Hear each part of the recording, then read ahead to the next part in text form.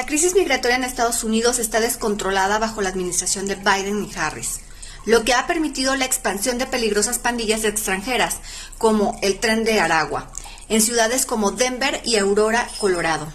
Esta pandilla venezolana vinculada a crímenes graves como el tráfico de personas y asesinatos está ganando terreno y afectando la seguridad local. Las políticas migratorias laxas están fallando, dejando a las comunidades estadounidenses a merced de estas amenazas. Es crucial que se tomen medidas urgentes para reforzar la seguridad fronteriza y proteger a los ciudadanos. ¿Será Kamala capaz de resolver esto o seguiremos esperando milagros?